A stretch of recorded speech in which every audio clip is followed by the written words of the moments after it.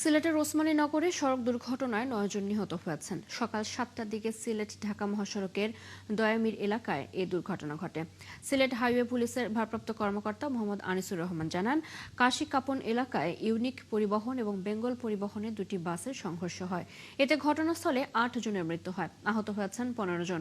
নিহত এবং আহতদের নেওয়া হয়েছে সিলেট ওসমানী মেডিকেলে। তাৎক্ষণিকভাবে নিহতদের পরিচয় পাওয়া যায়নি। পরিচয় শনাক্তে পুলিশ কাজ করছে।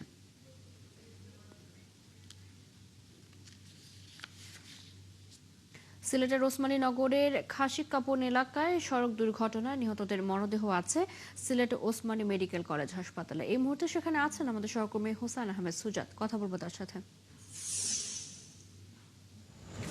সুজাত, হাসপাতালে আহতদের পরিস্থিতি কেমন দেখছেন? হাসপাতাল কর্তৃপক্ষ কি বলছে? এছাড়া সার্বিক পরিস্থিতি আমাদের জানাবেন।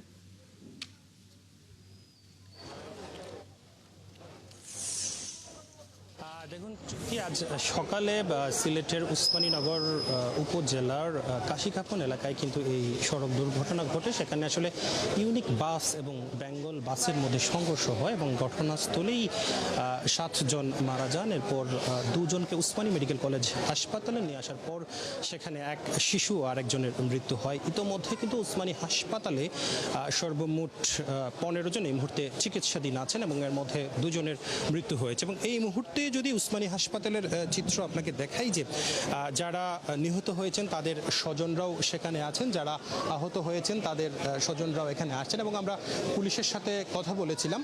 পুলিশ আমাদেরকে জানিয়েছে যে এই মুহূর্তে আসলে দুটি বাসই পুলিশের হেফাজতে রয়েছে। পাশাপাশি আপনাকে যদি আমরা বলি যে ইতোমধ্যে চিকিৎসকরা আমাদেরকে জানিয়েছেন যে যারা আহত হয়েছেন তাদেরকে আসলে হাসপাতালের যে ক্যাজুয়ালিটি ইউনিট রয়েছে সেখানে তাদেরকে চিকিৎসা দেওয়া হচ্ছে। এবং নিহত যে ৯ জন হয়েছেন তাদের মধ্যে ৩ জনের পরিচয় ইতোমধ্যে শনাক্ত করা হয়েছে, যার মধ্যে একজন হচ্ছেন হাজী সাইফুল ইসলাম, যার বয়স হচ্ছে ৫০ বছর। ওনার বাড়ি আসলে কিশোরগঞ্জ জেলার কুলিয়ারচর থানা গ্রামে। এবং যে শিশুটি মারা গিয়েছে ফাইজা, তার বয়স হচ্ছে ৩ বছর। তার বাড়ি হচ্ছে সিলেট নগরীর দক্ষিণ সুরমার চণ্ডীপুল এলাকায়।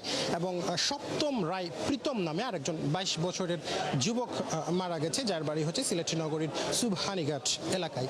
তো আমরা হাসপাতাল কর্তৃপক্ষের সাথে কথা বলেছিলাম। হাসপাতাল কর্তৃপক্ষ আমাদেরকে বলছে যে ইতোমধ্যে যারা আহত হয়েছেন তাদেরকে চিকিৎসা দেওয়া হচ্ছে, অর্থাৎ হাসপাতালের পক্ষ থেকে কোনো ধরনের সমস্যা নেই, তারা চিকিৎসা দিচ্ছেন। এবং আমরা হাইওয়ে পুলিশের সাথে কথা বলেছিলাম। হাইওয়ে পুলিশের যিনি পুলিশ সুপার তিনি আমাদেরকে জানিয়েছেন যে ইতোমধ্যে হাইওয়ে পুলিশ ঘটনাস্থল ভিজিট করেছে। দুটি বাসই কিন্তু পুলিশ হেফাজতে রয়েছে এবং যারা আহত হয়েছেন তাদেরকে হাসপাতালে নেওয়া হচ্ছে। এবং যাদের লাশ রয়েছে বেশ কয়েকজনের লাশ কিন্তু ইতোমধ্যে মর্গে ঢুকানো হয়েছে এবং কিছু লাশ এখনো রাস্তায় আছে। এবং তাদের পরিচয় শনাক্ত হওয়ার পর, লাশগুলির পরিচয় শনাক্ত হওয়ার পর তাদের স্বজনদের কাছে হস্তান্তর করা হবে। চৈতি, সুজাত, আপনি আছেন সেখানে, খোঁজ খবর রাখছেন নিশ্চয়। পরবর্তীতে আবারও আপনার সাথে আমরা যুক্ত হব।